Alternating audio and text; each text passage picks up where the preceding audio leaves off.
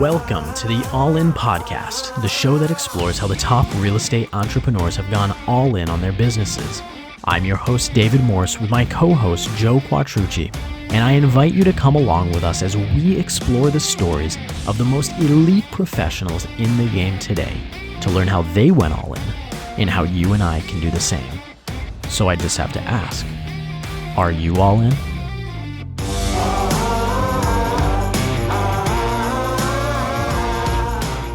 Guys, thank you so much for being with us. I am super excited because today we have with us Jeff Cohn. I had the opportunity to learn about Jeff in the last several months as he joined our company, the company that Joe and myself work for. Prior to that, though, his life has had him in a few different amazing things. We're going to let him tell more of that.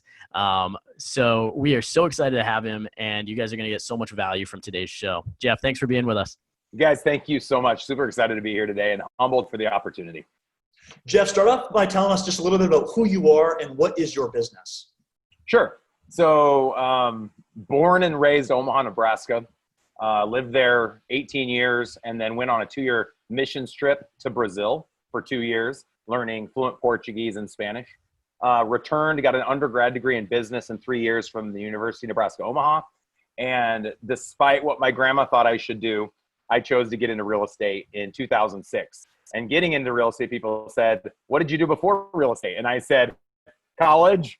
Is that okay?" Just because so many people get into real estate and did something else. I went to college and chose real estate as my career. My first 6 years, I was an individual agent with an admin. Did 50 transactions my first year, and on my 6th, I did about 70 transactions. Started a team in 2011. Our team went from 70 to 700 sites in 6 years, making us one of the fastest growing teams that I've met or interviewed. And along the way, I started creating ancillary businesses. So I was in production until 2014. So I followed 7th level even when I wasn't at Keller. We were indie until 2015, joined Berkshire Hathaway from 15 to 20, left Berkshire as the #1 team in the world, and chose to join Keller Williams just a couple months ago, and hoping to be the #1 brokerage in the world within Keller Williams.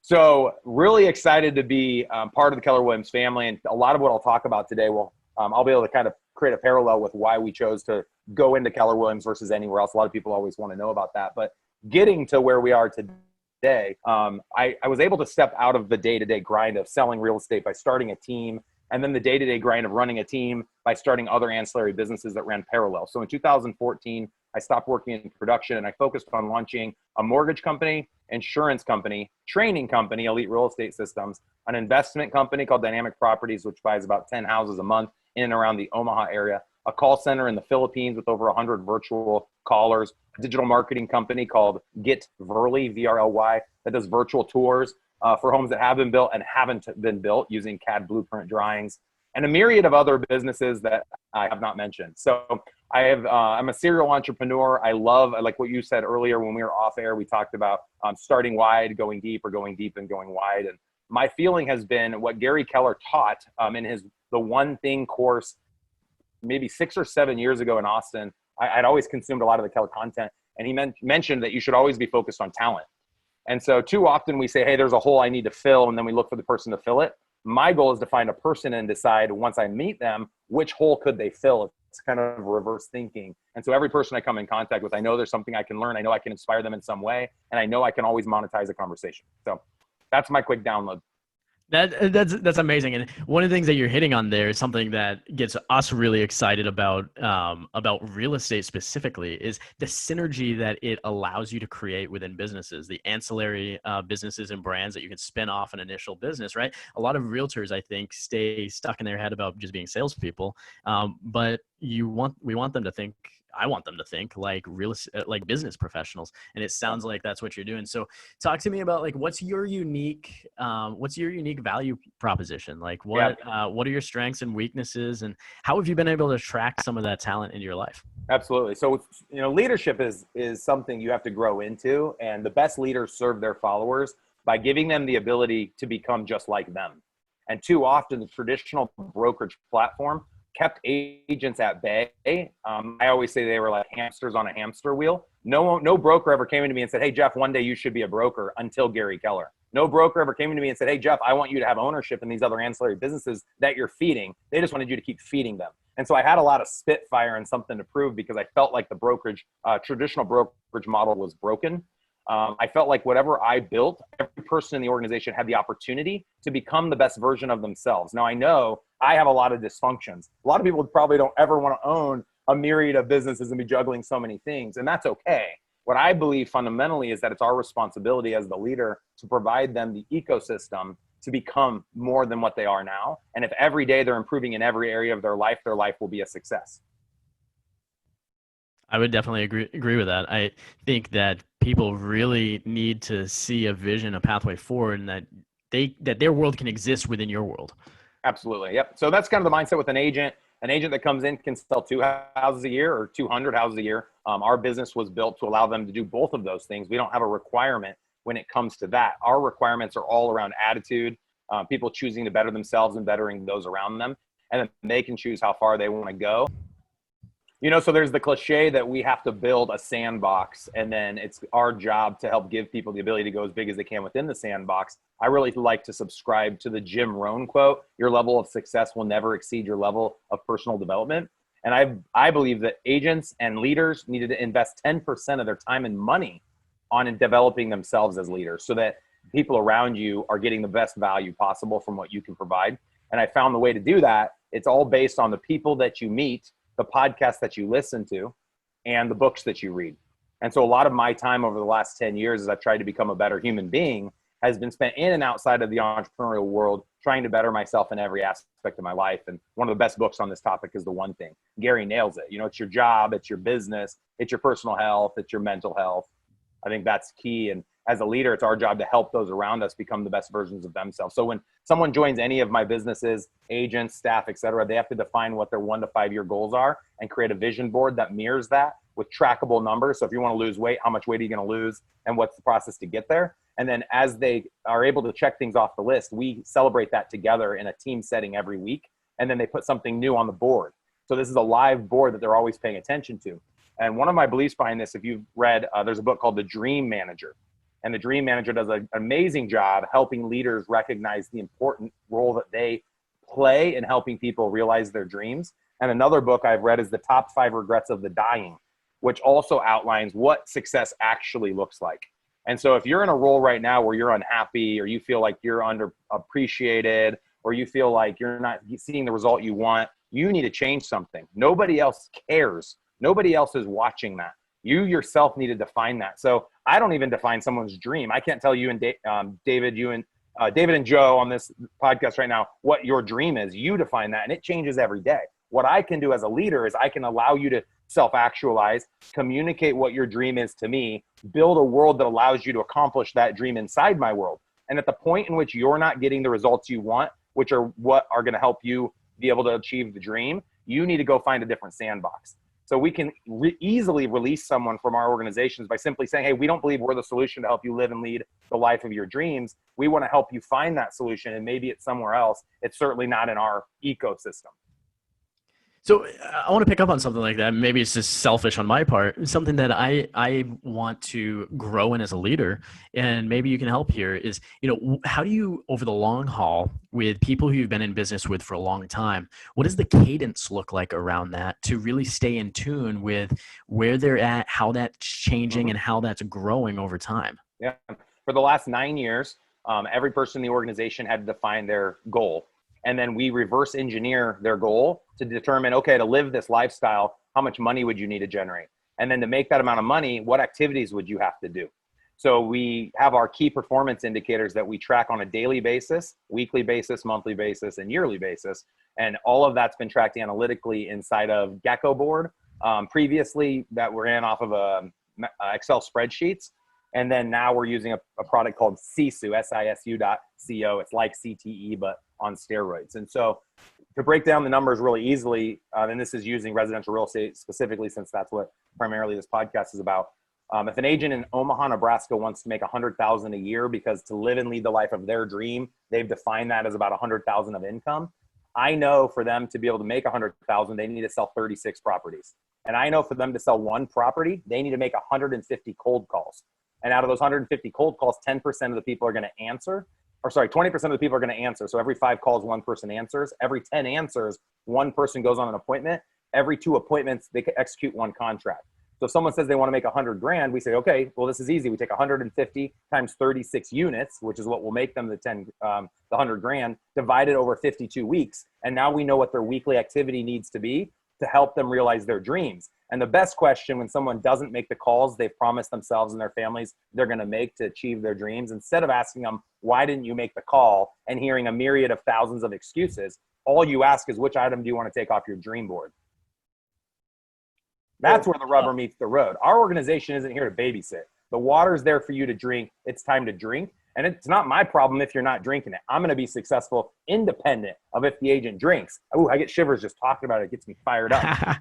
It's their job to stick up for their family. It's their job to do what they promise to the world. They're going to do what they promise themselves they're going to do. And it's their problem if they're not doing it. Now, my job is to build a sandbox that helps them self-actualize, recognize what their dream is, show them what they have to do daily, weekly, monthly, quarterly, yearly to achieve the income level, to achieve the dream, hold them accountable to that on a daily, weekly, quarterly, monthly, quarterly, yearly basis, and then provide them the training, the systems, and all of the other things that go along with helping them be a successful agent. So much valuable stuff there. Yeah, you're creating the environment for them to be productive, successful, and reach their dreams, and then ultimately you're putting it back on them, and they have to hold them. They have to live in and lean into that, and I really love that because I mean, really, the premise behind this this podcast, it's all in. It's this idea of how do we push the chips in on something like that dream board and those big goals, so that we can take massive action and live it out. And you're doing that. That's why we're talking to you. Yeah, cool, man. I know as far as all in, you think about the Texas Hold'em game, you push the chips in. I've recently gone all in, and I've gone all in many times in my business. I've done a lot of things where people said that's not going to work. And a lot of times it didn't work, and I still learned how to work with it not working and still came out victorious. And what I found is this pattern over the last 15 years of highly successful individuals is the person that's willing to lose more than everybody around them wins more. Even when you lose financially, you still gain the knowledge of not doing that same thing again. And so I teach and celebrate loss. I teach and celebrate failure. And so you can monetize that. So what we do is we have what we call elite coin, just like a play off Bitcoin. And we gamify the activities of loss. So like, we don't just tell an agent, the agents win when they sell a property is the commission. But what is the agent's win when they make 5 calls and no one answers? Or they make 500 calls and no one answers? Or they do an open house and no one shows up? I want to be able to help them feel like those activities that I know are their key performance indicators, they'll see results in time. I want to celebrate that. So they get to receive a credit, if you will, on the back end of our CSU dashboard. And they can use the credit to buy swag like shirts and hats and pop sockets. They can even use it for a 3-year lease on a Range Rover if they add up enough points. It's like the video game arcade that has the PlayStation, but no kid's ever going to earn enough to get the PlayStation. But the idea is like, we want to celebrate the failures. We want to celebrate that you went out and you made 500 door knocks and sent out the flyers and no one called and all these activities, because we know eventually those are going to turn into executed contracts and those are going to turn into commission dollars. And those ones and zeros in that bank account are going to help that person to lead and live the life of their dream. Jeff, you talked about going all in and taking action even when you had some people that had some doubt in their minds about what you could accomplish. Talk to us a little bit about virtual reality. It seems obviously that right now, everybody with crazy going on. People thought it was so crazy. 45 days ago at family reunion, I put this on my Instagram, but check it out, at Jeff M. Cohn. 45 days ago, Gary Keller, I'm on stage in front of 20,000 people. And he asks everybody that's on the panel, or like 4 of us, in the next 5 years, what should everyone in the audience be focused on? My response, I think the number one thing we should be focused on over the next 5 years is building an office that doesn't only offer a physical option, but that pivots and offers a virtual option. 45 days later, pandemic hits, offices are closed, virtual office is here. Insane, right? So I had believed, and this has been my talking point. If you go to like my Outfront interview, I was even in Fox Business News. We've had a lot of publicity nationally. My talking point has been that we're building the hybrid office of the future. And the hybrid office of the future is a one-stop shop solution for the consumer. It's state of the art. It allows the consumer to come to a physical location or do everything virtually if they want to. but it's not just a real estate office. It's a family office. It has a financial planner. It has an insurance company, a mortgage company, a title company, a design company, a development company, an investment company, a digital marketing company. And that's launching July 2020 in 3 months from now. It's a $1.5 million project in Omaha, Nebraska. And it is the office of the future. That's going all in. I took everything I had saved and said, hey, I'm pushing my chips in. I believe this is what the consumer demands. I believe this is what agents demand. I believe that this is the future. And I'm excited to see the results. Virtual reality. So I took $10,000 and put 2 HTC Vive Pro headsets in my basement. So we had actually built this really cool outbuilding. It's like an Astro building, but it's really nice and finished inside.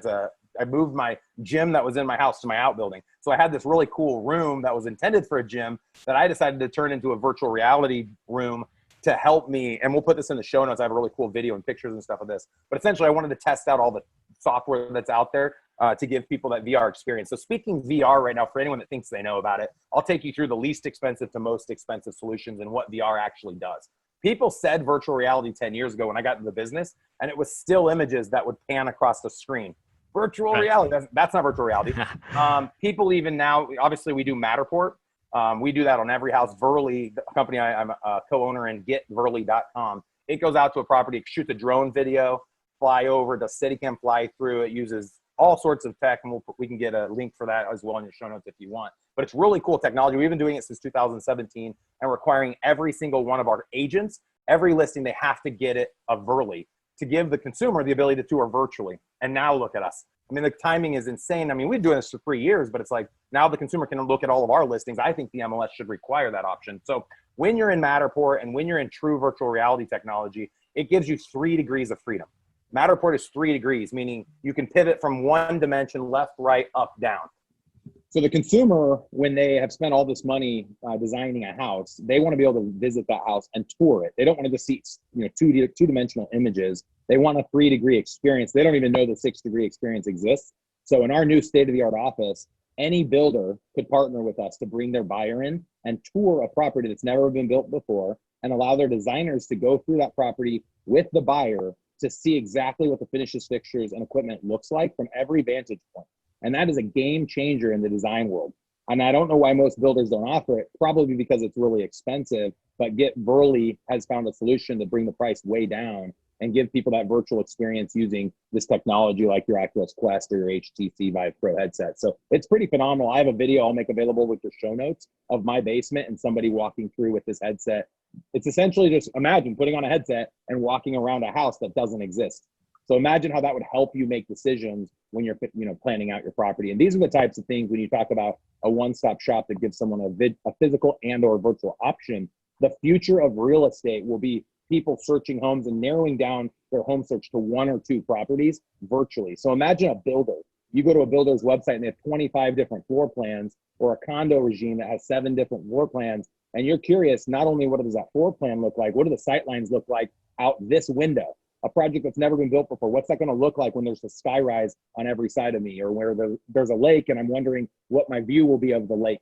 And now with the technology that we've developed, we're able to give people that experience. That's phenomenal. So I have a question then. Like, there's so many different opinions on this, and I just want to hear your opinion. Yep. Will the real estate agent be eliminated from the picture with all of the technology, virtual reality, everything else like that? You joked about Bitcoin, but I mean, we could go in so many different directions, lenders, whatever. With all of this technology that's around us, will the real estate agent be eliminated in our lifetime? Yeah. Well, they already have been in some applications, right? So we can buy property without using a real estate agent if we want to. So you have to ask yourself, what's the value of an agent? And the consumer needs to be taught what the value is of an agent. So an agent's a lot more than opening a door for those that are a lot more than opening a door. So what kind of an agent are you? And so what I believe is that your success as an agent, if you're still in production, it's going to be based on your ability to communicate to your sphere of influence the value you offer versus the digital option. So I don't think the technology can replace the agent, but I do think the agent that doesn't offer value will get replaced by technology. So I parrot what Gary Keller says, which is I want to keep the agent at the center of the transaction as a fiduciary while providing technology to make it an easier process for the consumer. But there's no way to eliminate an agent. There's too many moving pieces for agents that offer value. That's great. Yeah. So bad agents are going to be eliminated, as they have been throughout history. and as they should be. I wish every MLS in America would charge $10,000 a year to be a licensed agent. I would vote for that all day. Why is the barrier of entry so low in our industry, but in so many others it's so high? Right. I mean, mean, does anyone stop to think that 19 out of 20 people that say, yeah, I want to get my real estate license, they're out of the business, within 2 years? What's the dysfunction? Is it the leadership not training them? Is it the wrong types of people coming in because the barrier is so low? I think we'd fix a lot of problems if we made that barrier a little bit higher. I'd agree with that. I think if it's easier to go get your hair cutting license, and my hairdresser is required to do 10,000 hours, then yeah, exactly. That may be part of the solution. But I want to get back to your story personally a little bit, and I want to know what's been your biggest failure along the way.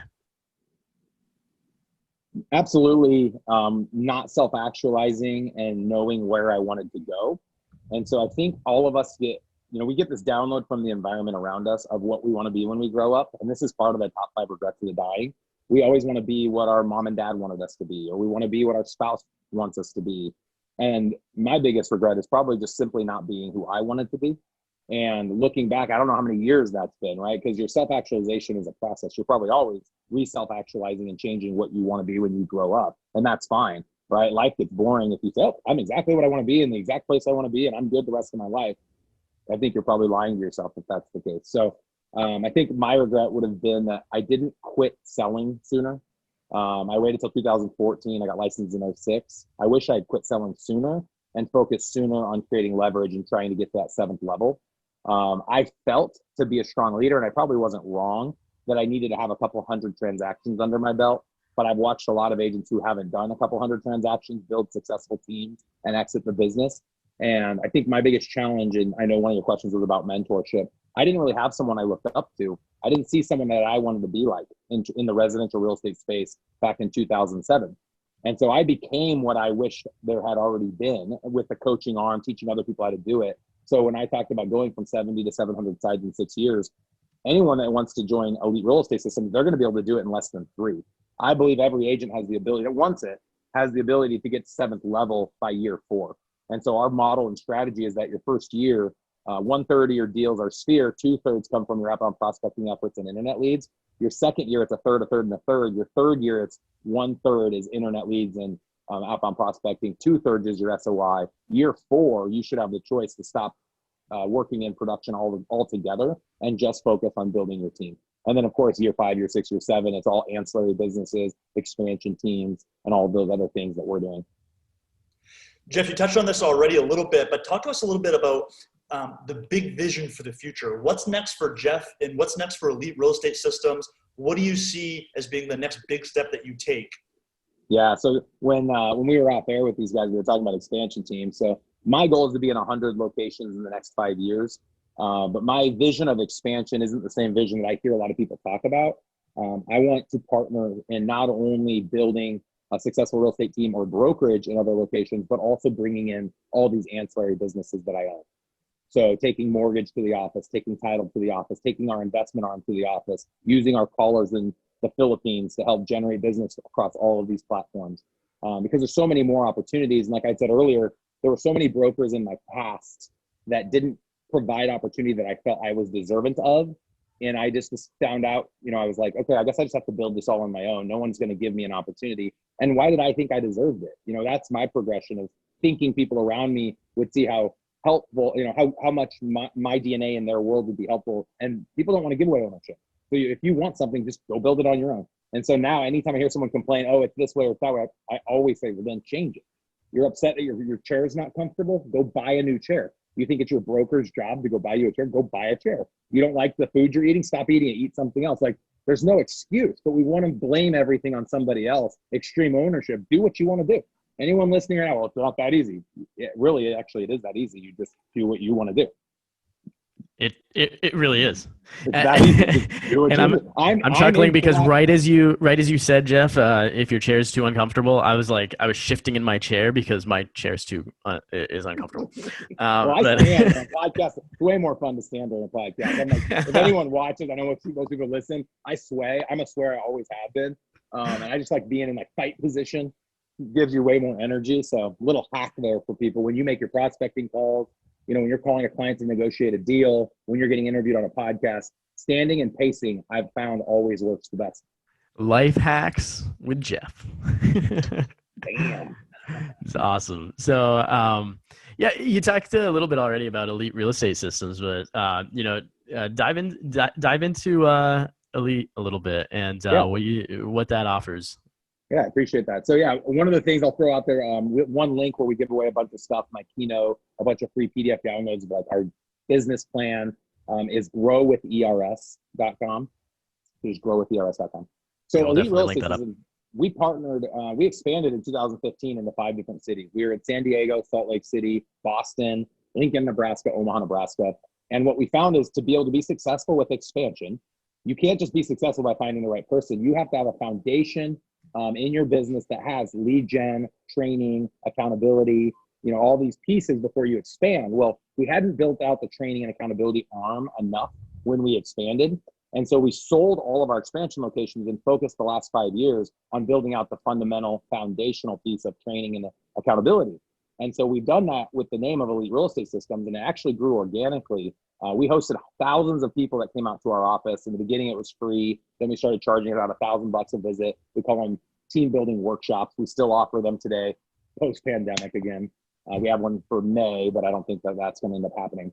But essentially, it's every other month. We host them in Omaha, Nebraska. Well, all these people have come through over the years, and they've said, would you do coaching? And my answer is no. I didn't want to personally do coaching full time, like traditional MAPS coaching or Tom Ferry coaching, where I take on 20, 30 people and have a one-on-one every week. But what I did want to do was a group coaching company. So what we did was we put a $50,000 studio in our office starting in 2016, wall-mounted 4 HD cameras, bought a $10,000 microphone solution where all the agents had mics in front of them. And then we sold access to all of our team training content for $100 a month for any agent across any brokerage brand. I'm actually making that product available right now for free for every agent in my own market in Omaha across all brokerage brands on our Facebook. We have like a Facebook mastermind page. But the idea was, hey, agents are all over the country not getting the training that they need, not getting the leadership that they need. Let's make our training available. We'll just put cameras on the wall. We'll live stream it, and they can actually engage live via chat.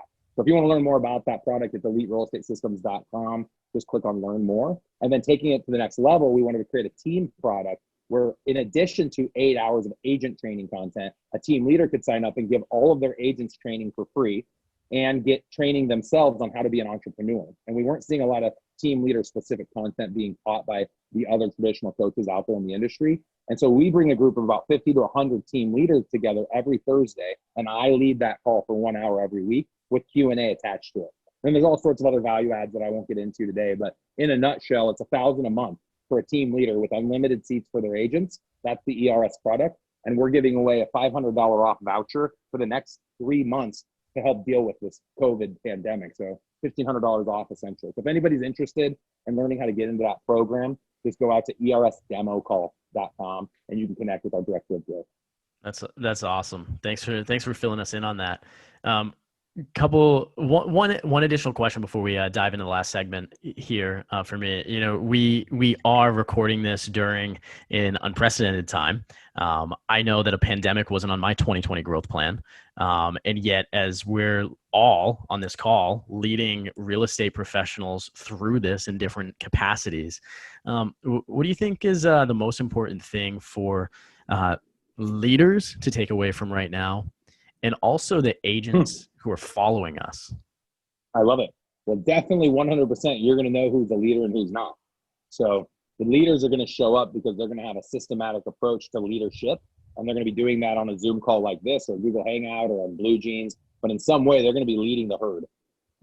If they're shying away and closing their eyes and telling everyone to go file for unemployment and saying, hey, things should be better in 6 months from now, that's not a leader. I'd leave that organization in a heartbeat. You need to find the person that's showing up every day and saying, hey, this is the solution. This is how you navigate it. And the best person for that is the person that's already done it. So I got licensed in 2006, first full year 2007. Grandma cried when I told her I was getting my real estate license. The market got worse, 08, 09, 2010. The market declined every year. My income went up every year. Why? I learned how to WORK. That spells work for those that don't know that. And work in real estate, 80% of a successful agent's time that's in production should be spent prospecting. It's not HGTV where you hold your fluffy cat and walk around a New York skyline making $1 million commission. Work in real estate amongst a majority of the agents is making prospecting dials, text messages, instant messages, sending out mailers, hosting events, hosting charity events, working your sphere, and doing all the things that are actually going to generate interest so that you can then help somebody in the transaction and make a commission check. And so just like Gary Keller put out an email about almost a month ago now, just kind of parroting some advice he had in his book, Shift. And he suggested that agents go from 3 hours to 4 hours a day in prospecting. And I laughed. I said, how many agents are prospecting 3 hours a day? My agents are awesome, and they prospect on average 1.5 hours a week. And the thing that's so fascinating, if you sleep 6 hours a night, you have around 126 hours awake every week. And Americans talk about 40-hour work weeks. What's a 40-hour work week? I've never had a 40-hour work week. My whole life, I've worked 70, 80 hours a week. I don't understand it. And so right now, more than ever, I see all these posts on Facebook, people like getting caught up on my Call of Duty or watching my Ozarks, and they're using it as an excuse to be lazy because everyone else is doing that. And the people that were successful before know that this is the time to shine, meaning let's line up our dominoes and let's get ready. We go hard Q2. Our Q3 will be the same as what our Q2 was last year. And what will be fascinating is our Q4 will be the same as our Q3 was last year if we're doing the activities to breed success. The people that don't succeed, we're going to blame it on COVID, when the truth is it's their own fault for not doing the activities necessary to stay relevant and successful in the business in 2020. I'm happy this happened. This is going to thin the herd, and I don't mean that in the true literal sense, but it's going to thin the herd when it comes to real estate agents saying, oh, I couldn't be a realtor because COVID hit. Awesome. Goodbye. Let's let the best of the best continue to stay in the game, and let all these other people that were bottom feeders get out of the business. Yeah, the cream rises to the top. And ladies and gentlemen, that came from a number one agent. So if you didn't believe it from me or Joe, guys, this is someone who is doing this, has done this, and like more than anything, I think we've covered some amazing stuff so far. And I think that is the thing. That is the fundamental reality of life in any business. Like, I don't care if you're real estate or not. Like, this is the time to go out and be the business that gets created during this time. Double the content production, double your lead generation, double it. And I don't just say that because it's cutesy. I say it because that's what we who have experienced some level of success know to be true. And like, it's so important to push the chips in right now and go all in on what works. So I increased my pixel ads, my ad spend on pixel ads. I increased Zillow spend. I increased my callers. I added 2 more callers for my investment business. We made 11,000 calls last week. 50,000 calls a month is what I'm making right now to find investment properties. And people will say, you can't find investment properties at 30% below market. And I say, I find 10 a month at 30% below market value. And I have the proof. I've been doing that for 3 years. So you can do all of the things people say you can't do as long as you do, which goes back to my work analogy. Gary made a comment, I'll keep parroting him, and it's fascinating. It's look for the pattern in your market. You might say, well, Jeff Cohn, you can't even do callers in my market. Okay, well then go find the thing you can do. It's not my job, it's not Joe's job, it's not David's job to be your mommy or your daddy and show you how to be successful. It's your job. And your job is to go partner with top-minded individuals, leaders, listen to as many people as you can. It's your job to read as much as you can. It's your job to mastermind with as many people as you can and figure out how to be successful in your own market. And it's nobody's fault but your own if you're not doing that. Let's Jeff, move on. We like to I was just going to say, let's move on to the last segment of our show. 3, 2, 1, action. The 3 questions we ask every guest. Joe, jump in, ask him his first question. So number 1, who is the biggest business influence in your life and why? Yeah, I read they actually gave me these, so they kind of gave me a little bit of a softball pitch. I always struggle with this one. I'm borderline narcissistic, so tells me my wife. And so I always struggle giving credit. But when I really, truly think about it, the DNA that's in my system comes from an entrepreneurial family. So watching my grandpa He worked at a meat packing plant, didn't receive a college education. Watching my dad, who worked in, he was white collar, but he never really advanced super far inside of the organizations he worked with. And I watched him slave away 8 to 5, day in and day out. We had one vehicle growing up in my family until I was in like second or third grade. So watching my family, thinking I'm like upper middle class because everyone says upper middle class, but it was not upper middle class.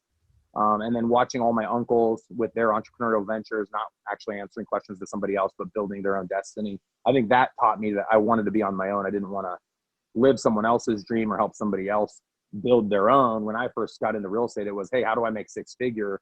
When I'm 23 years old, I had a 6-month-old little girl, recently married, and I need to put food on the table. My backup plan was literally to file for bankruptcy if it didn't work. And I wasn't going to go work for someone else. I didn't want to get a real job working in 8 to 5. I wanted to be able to be the best version of myself. And I knew the best version of myself wasn't going to be someone that could take orders. And so taking that risk early on where you're scared, like that was a time in my life where I didn't need very much money to survive, but it was a scary time because I didn't know what I was capable of, and being willing to take the risk of failing and looking stupid. And I mean, that's a scary thing every day, right? People don't go live on Facebook because they don't want to look stupid. People don't want to go on a podcast like this because they're worried what other people think. When you get to a point where you say, I want people to like me and that's okay, or I want people to respect me and that's okay. But when you get to a point where you don't need to worry about looking stupid and feeling like you have to say everything eloquently or you have to dress a certain way for your clients, for your family, for your significant other, that's a point in life where things start to get a lot better. And that's why people will always say their 30s, late 30s, early 40s were always the best time. Because when you get to know who you are, even if it can happen in your 20s, things are awesome, right? You stop worrying that you don't have hair. You stop worrying you don't dress with the best clothes. You stop worrying that you don't look a certain way on Facebook. And then you can actually enjoy yourself. So I would say every person looks for that point in their life in every aspect of their life. And we're all on this journey together at different places. Quit comparing yourself to everybody else. It's okay if you're not Ben Kinney or Tim Heil or Jeff Cohn or David Morse. It doesn't matter who those people are and what those people have accomplished. What matters is that every day you become a better version of yourself than you were yesterday. So good. That's so good. What's the most influential book you've read? There's lots of books. I think the two I mentioned are going to be the two I'm going to recommend again because they really shaped my mindset, and it's all mindset. What you think you are, you are. As a man thinketh. What you think you are, that's a book. The Top 5 Regrets of the Dying. The One Thing was awesome with Gary. That definitely, you get to a point where like a lot of things you start to read and listen to, you say, yes, I've heard that. Yes, I thought that. It's kind of already part of your belief system. Then you read some books that change the way you think. And that's the goal, right? Is looking for books and content that literally change the way you think, which means it changes you because you are a culmination of how you think. And so the other one was Dream Manager, and I had already believed a lot of the things out of Dream Manager, but it changed the way I thought about leadership and the role that I could play in truly changing people's lives. And so that's why I'm on podcasts. Yes, there's a way I can monetize it, but at the end of the day, if I go to my deathbed, and that could be today, that could be hopefully 50 years from now, and I look back and I haven't changed other people's lives, but I put a bunch of ones and zeros in my bank account, there's no point. My goal is that I can help shape the lives of others while I'm on this long journey called life and help lift everyone around me, even if they're not in my world, even if I'm not making money off of them. That's not my goal. And what I found is that the more I focused on that, the more money I've made than I could have ever dreamed of. The more my focus was on being a servant leader and helping those around me, the more successful I became. Jeff, on that very topic of helping lift the other people around us, David and I are big believers in taking action right away and pushing the chips all in, so to speak. So what's the one bit of advice that you would have for any of the listeners, something that they can go execute on right now today that's going to help them advance in their career? This is a fun one. So everyone take 5 seconds to think about what that thing is for you and do it.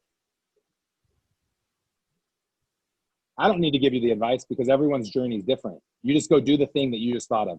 Quit smoking, start spending time with your kids, put away your stupid cell phone when you get home from work, invest in that business you didn't think you should invest in that stock you didn't think you should invest in, fire that agent that's been bugging you, fire the seller that's been bugging you, change the way you talk to your mom and dad. Everybody has a thing. And then guess what? Once you've done that and you realize, that wasn't as hard and scary as I thought, do the next thing.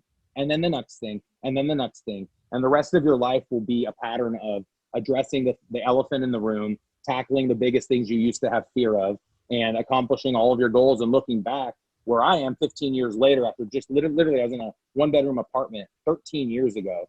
I'm in Kauai, Hawaii right now. I've been here for 2 months. I have a beautiful home back in Nebraska. I have a beautiful family. I have all these businesses. I have all these people I get to lead and influence.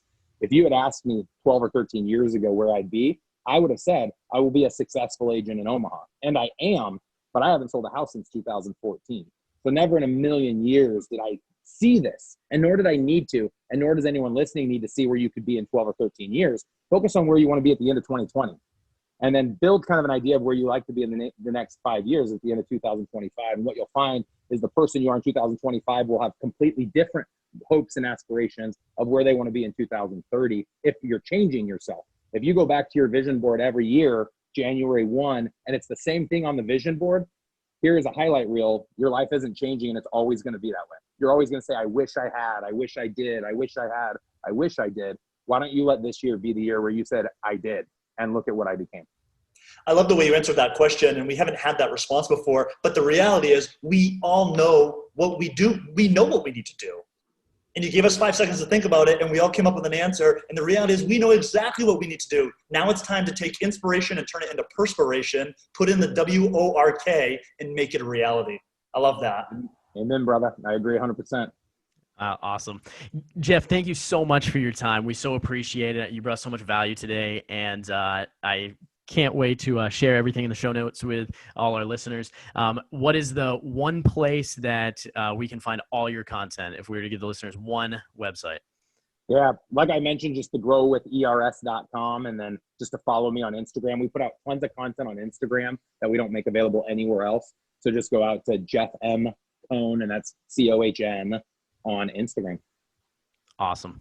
Thanks again so much for being with us. We appreciate it. Listeners, thank you so much for tuning into this episode. Make sure that you head to our website for the show notes and look up Jeff, follow him on all social media, and leave us a review on iTunes. It's what helps propel us into the earbuds of more and more listeners so that they too can go all in on their life and businesses. Hey guys, thanks for listening to this episode of the All In Podcast. We want to invite you to find all of today's resources from our show page at aipodcast.co. We also ask that you take just 1 minute to leave us a review on iTunes or wherever you get your podcast. This is how we grow and how we're able to bring you the best content each and every week. Now go play all in.